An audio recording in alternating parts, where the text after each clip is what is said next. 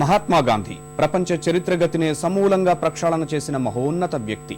నమ్మిన సిద్ధాంతాల ఔన్నత్యాన్ని చాటడానికే జీవితాంతం ప్రయాసపడిన నవయుగ మార్గదర్శి. ప్రపంచ దేశాలన్నింటికీ స్ఫూర్తిదాయకంగా గాంధేయవాదానికి రూపమిచ్చిన శిల్పి.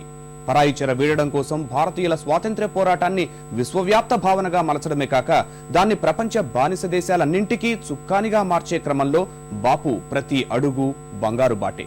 గాంధేయవాదం ఆధునిక ప్రపంచానికి మార్గదర్శకమే. పాత చింతకాయ పచ్చడి వంటిదన్న శంకలతో ఆచరణ యోగ్యతపై అనుమానాలు చాలానే వ్యక్తమవడం అలవాటుగా మారిన గాంధీ మార్గం నిత్య నూతనం, సజీవం.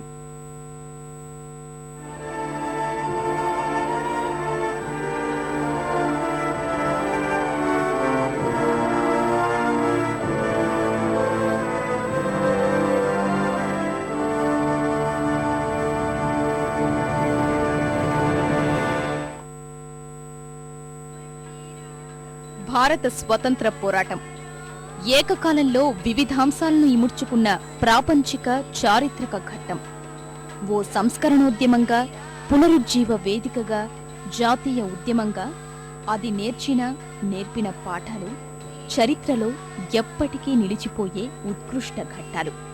ముఖ్యంగా 20వ శతాబ్దం తొలి దశకం తరువాత ఒక్కొక్కటిగా చోటు చేసుకున్న పరిణామాలు మొత్తం ఉద్యమ స్ఫూర్తికే కొత్త ఊపిరులు అందిస్తున్నాయి. స్వతంత్ర సిద్ధి కోసం నూతన మార్గాన్వేషణలోని అన్ని వాదాలకు కొత్త రూపమిస్తూ ఉద్భవించిన గాంధేయవాదం వాటన్నింటిలో అత్యంత ప్రధానమైనది.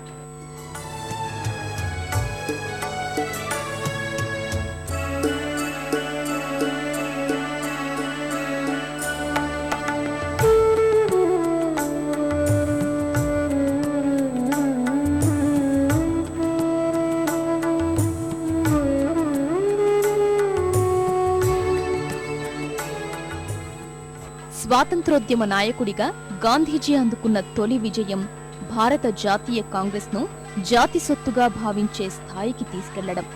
అంతకు ముందు వరకు కేవలం మధ్యతరగతి, ఆపై వర్గాలకు, విద్యాధికులకు మాత్రమే కేంద్రంగా ఉన్న పార్టీని సామాన్యులకు చేరువ చేయడంలో గాంధీ వ్యూహం అత్యంత సామాన్యం.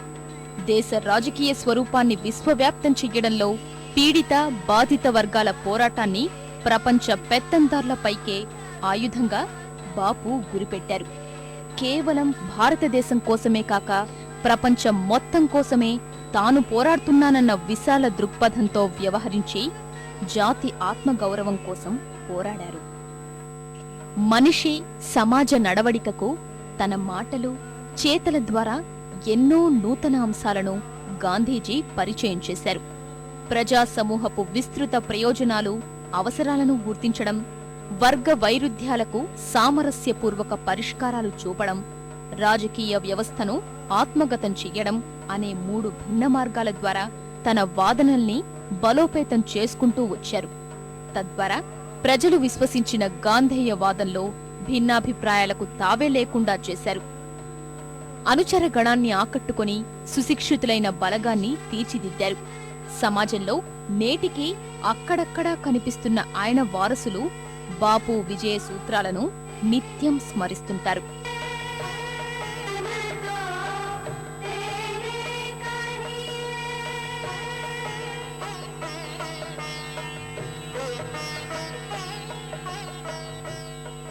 నాయకత్వమనే మాటకే కొత్త అర్థాన్నిచ్చిన గాంధీజీ ధర్మకర్తృత్వం ఆయన సిద్ధాంతానికే తలమానికం. అధికారం కోసం పాకులాడని ఆ విశిష్ట వ్యక్తిత్వం ఎందరికుంటుందే. సమాజ సంరక్షణ బాధ్యత కోసం ఆయన చేసిన నిరాహార దీక్షలు, నిస్వార్థ పద్ధతులు ప్రపంచంలోనే ప్రత్యేకత సంతరించుకున్నాయి. శాంతియుత విధానాల ద్వారా సాధించుకున్న స్వతంత్ర స్వీకరణ సమయంలో తాకిన విభజన గాయాలపై ఆయన స్పందించిన తీరు అజరామరమే. సోదరభావంతో సాధించుకున్న ఫలాలు చేతికందే వేళ రేగిన హింసాగ్నితో కన్నీరు పెట్టుకుని మెతుకు ముట్టక నిరాహార దీక్షకు కూర్చున్నారు. దీక్ష అనే పదానికి అసలైన అర్థాన్ని, దాని బలాన్ని మరోమారు చాటారు. ఆ స్ఫూర్తి నేటికే కాదు, ఏ కాలానికైనా కాదనలేని ఆచరణీయమే, అనుసరణీయమే. కత్తిపట్టని పోరాట యోధుడే కాదు, లక్ష్య సాధనకు చిత్తశుద్ధితో పనిచేసే మనిషి, మన బాబు.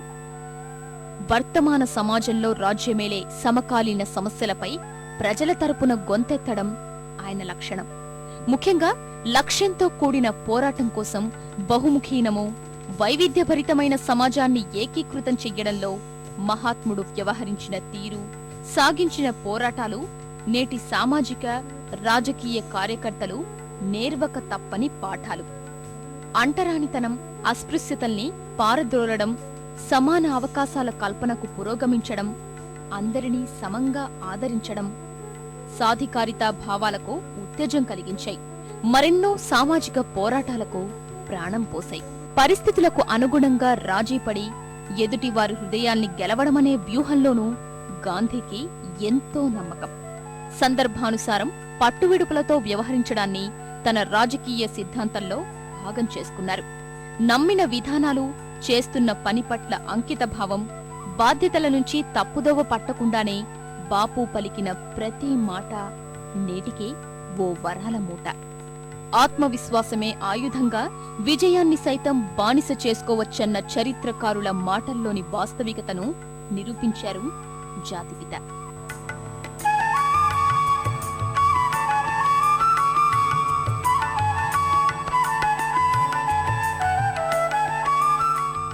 మహాత్ముడి తత్వంలో పుట్టినదే గ్రామ స్వరాజ్యం. కింది స్థాయి నుంచే దేశ భావి నిర్మాణం జరగాలని అభిలషించారు గాంధీజీ. దేశమంటే కలకత్తా, బొంబాయి కాదు, పట్టుగొమ్మలైన పల్లెలని నమ్మారు. స్వయం నియంత్రణ, స్వయం పాలన, స్వావలంబన అనే గుర్రాల మీద పరుగులు తీసినప్పుడే నిజమైన స్వాతంత్ర్యమని పేర్కొన్నారు. దేశవ్యాప్తంగా 600కు పైగా జిల్లాలు, 5 లక్షలకు పైగా గ్రామాలను ఢిల్లీ నుంచి పాలించడం కుదరదన్న ప్రాథమిక సూత్రమే స్థానిక పాలన ప్రక్రియ ఊపందుకునేలా చేసింది. మహాత్ముని కలలకు అనుగుణంగానే 73, 74 రాజ్యాంగ సవరణలు జరిగాయి. ఇలా దేశవ్యాప్తంగా గ్రామస్థాయి పాలనా ప్రక్రియలో నేరుగా ఎన్నికైన 30 లక్షలకు పైగా ప్రతినిధులు అధికార వికేంద్రీకరణలో పునరంకితమవుతున్నారు. పాలనలో ప్రజలందరి పాత్రకు అవకాశం కల్పించే క్రమంలో గ్రామసభలు ఏర్పాటయ్యాయి. 73వ రాజ్యాంగ సవరణలోని 243 అధికరణ ప్రకారం గ్రామసభలకు విశేషాధికారాలు సంక్రమించాయి. రాష్ట్రాల్లో శాసనసభల్లాగే పంచాయతీ స్థాయిలో గ్రామసభలకు అదే తరహా బాధ్యతలుండాలని రాజ్యాంగం. వీధి దీపాల నిర్వహణ, పారిశుద్ధ్యం, మంచినీటి సరఫరా, పలు పథకాలకు లబ్ధిదారుల ఎంపిక వంటివన్నీ గ్రామసభలో పంచాయతీ ప్రజలంతా కలిసి కూర్చొని చెయ్యాలని మహాత్ముడు బోధించిన ఆదర్శవాణి.